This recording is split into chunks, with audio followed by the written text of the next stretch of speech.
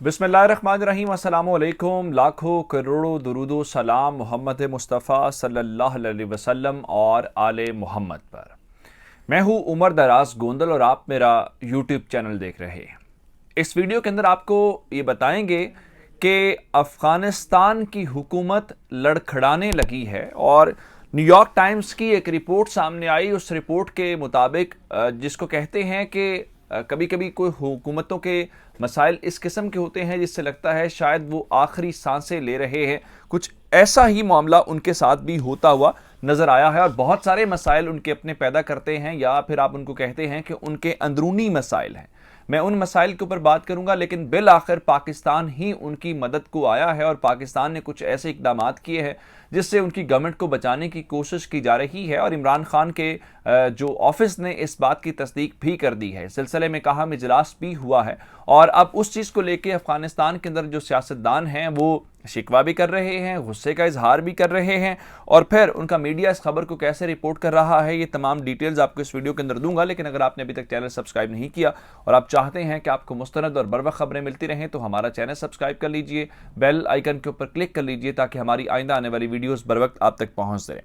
तालिबान हुकूमत की अगर ओवरऑल बात करें तो उनको कई मसाइल या कई चैलेंजेस का सामना है, लेकिन इसमें ज़्यादातर जो मसाइल हैं वो अंदरूनी हैं, या फिर मैं दूसरे अल्फाज में ये कहूँ कि वो तालिबान हुकूमत के अपने पैदा करदा हैं, तो ये किसी भी तौर पे गलत नहीं होगा। मिसाल के तौर पे आपने जिस मुल्क के साथ सबसे पहले तनाज़ा खड़ा किया कि पाकिस्तान है, यानी बाढ़ का तनाज़ा है, ये एक कशीदगी, ये सारी सूरत हाल को करने का क्रेडिट आपको जाता है, ये भी आपका मसाइल पैदा करदा हुआ मसला है। फिर आपने उज़्बेकिस्तान और ताजिकिस्तान के साथ बातचीत जारी रखे हुए थे, चले आप बातचीत कर लेते, मुज़ाकरात कर लेते, लेकिन आप उनको खुली धमकियों के ऊपर आ गए, तो ज़ाहिरी बात है आप भी इस कशीदगी को बढ़ाने के लिए आपने अफ़गान गैरत का मामला बताया। आपने कहा नहीं जी अब हम लड़ना चाहते हैं, अब हमारे पास सब्र का पैमाना लबरेज हो गया है, चलिए ये भी मान लेते हैं। फिर ईरान के साथ आपने मुसल्लह तसादुम किया, ये भी आपका अपना मसला था, आपने वहां पे बॉर्डर पे गए, आपने फायरिंग की, भले ही आपके मकामी में लोग थे या जो भी उसके अंदर शामिल था। उसके बाद एक और जो चीज़ हमारे सामने आई वो इनके जो मकामी लोग हैं, जो इनके मुख्तलिफ धड़े हैं, उनकी आपस में लड़ाई थी, ये भी इनका अपना पैदा करदा मसला है, ये अपने घर की लड़ाई है। अब पाकिस्तान, ईरान, ताजिकिस्तान या कोई और मुल्क तो ये नहीं कह रहा कि तालिबान के जो मुख्तलिफ धड़े हैं वो उज़्बेक हों, वो ताजिक हों, वो हज़ारा हों, वो उठ खड़े हों और पश्तून तालिबान को ललकारना शुरू कर दें, ये भी आपका अपना पैदा करदा मसला है। लेकिन इन सारी बातों से हट के जहाँ पे एक बड़ा मसला पहले ही आपके पास माली मसला था, यानी एक तो ये है कि अक़वाम मुत्तहिदा भी अब अमेरिका से कह रहा है और सोहेल शाहीन साहब ने आज दोबारा से कहा है कि जो उनके 9-10 अरब डॉलर बचते हैं वहाँ पे अमेरिका के अंदर, अमेरिका मेहरबानी करे उसको वापस करे। यहाँ तक तो ये समझ हमें आती है कि माली मसला आपका नहीं है, चूंकि इसके ऊपर आपके ऊपर सैंक्शंस लगी हैं, आपके ऊपर पाबंदियाँ लगी हैं, तो यहाँ तक तो बात आपके बस की नहीं है और यहाँ आप जायज़ हैं इस बात के ऊपर। लेकिन अब जो नया मसला पैदा हुआ है वो बिल्कुल हुकूमत के हवाले से रेड सायरन्स या रेड फ्लैग वाली बात है, क्योंकि जब हुकूमत के पास हुकूमत चलाने वाले लोग ही ना हों तो इसका मतलब ये होता है कि उस हुकूमत का सर्वाइव करना मुश्किल हो जाता है। लेकिन इसमें भी एक बड़ी बात जो है वो ये है, मैं इसको भी, अगर आप ये कहें कि ये तालिबान का अपना पैदा करदा मसला है तो इसको भी गलत नहीं होगा। किस तरीके से? दो चीज़ें उसके अंदर आपको तालिबान की कंसिडर करनी पड़ेंगी। एक तालिबान का रवैया, एक तालिबान का मजमूई तौर पे तर्ज अमल, वो इस चीज़ का बायस है जो खुद इनकी अपनी मुश्किल की वजह बन गया। मिसाल के तौर पर जब हुकूमत आई तो एक ब्रेन ड्रेन हुआ। ब्रेन ड्रेन एक तो वो है जो ममालिक ने निकाल लिया, दूसरा बहुत सारे अफगानिस्तान के जो फौजी हैं, अफगानिस्तान के जो ब्यूरोक्रेट्स हैं, अफगानिस्तान के जो काम करने वाले लोग हैं वो यहाँ से भाग गए। अगर वो भागे नहीं हैं तो उन्होंने अपने आप को कहीं ना कहीं खुफिया तौर पे छुपा ज़रूर लिया है। वो एक तरह से स्लीपर सेल्स के अंदर चले गए हैं। क्यों चले गए हैं? इसलिए चले गए हैं आपके डर और आपके खौफ की वजह से। गो के जो फौज के अंदर या दीगर मैनेजमेंट के लेवल के ऊपर ये लोग ज़रूर कह रहे हैं, जो रोपोश हुए हैं या मुलाजमतों के ऊपर नहीं आ रहे कि जनाब आप वापस आ जाएं, आपको कुछ नहीं कहा जाएगा, लेकिन ये सारा ज़बानी कलामी कहा जा रहा है। अमली तौर पर देखा जाए तो बहुत सारी वीडियो सर्कुलेट कर रही हैं, बहुत सारे दावे हो रहे हैं कि आज फ़लाँ फौजी को, आज फ़लाँ कमांडर को, आज स्पेशल फोर्सेस के बंदे को, आज फ़लाँ बंदे को आपने अरेस्ट कर लिया है। ये अभी हाल ही में एक प्रोफेसर को आपने गिरफ्तार किया, फिर जब अवामी एहतजाज हुआ तो आपको छोड़ना पड़ा। अब जब ये तर्ज-ए-अमल, ये रवैया होगा तो उस हुकूमत के अंदर वहाँ पे काम करना लोगों का बहुत मुश्किल हो जाता है, या वहाँ पे लोग ट्रस्ट नहीं करते। अब इस सारी चीज़ को देखते हुए मैं आपके सामने न्यूयॉर्क टाइम्स की एक रिपोर्ट रखना चाहता हूँ। न्यूयॉर्क टाइम्स की ये रिपोर्ट है कि अफगानिस्तान के अंदर क्राइसिस इस हद तक है कि वो स्किल्ड पर्सन, वो क्वालिफाइड पर्सन जो होने چاہیے جس کی بنیاد کے اوپر حکومت چلنی چاہیے.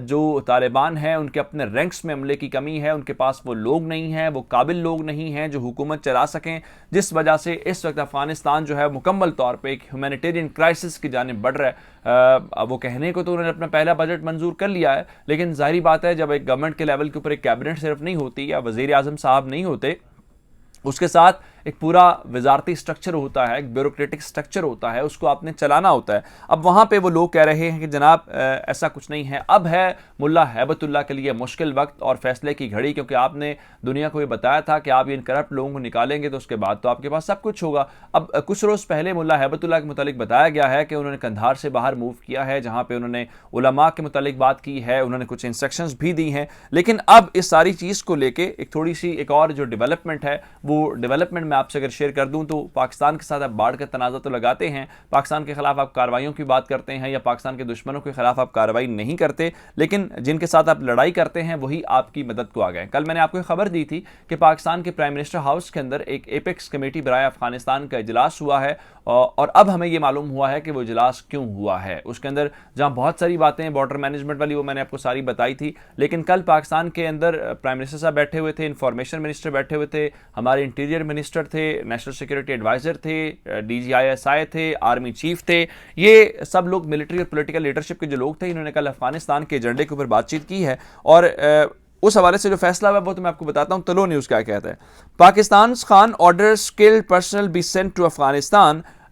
کہا یہ جا رہا ہے کہ وہ ہنرمند افراد یا وہ جو قابل کوالیفائڈ پرسن ہیں, عمران خان نے آرڈر دے دیا ہے کہ ان کو افغانستان بھیجا جائے. اب کل ایپیکس کمیٹی کے اجلاس کے اندر بنیادی طور پہ یہ ڈیسیژن ہو گیا ہے, جس پہ جو ملٹری لیڈرشپ ہے انہوں نے بھی اتفاق کر لیا ہے, اور اس چیز کی جو ایپیکس کمیٹی کا فیصلہ ہے اس کی تصدیق جو ہے وہ پرائم منسٹر آفس سے کر دی گئی ہے کہ یہ واقعہ ہی فیصلہ ہوا ہے.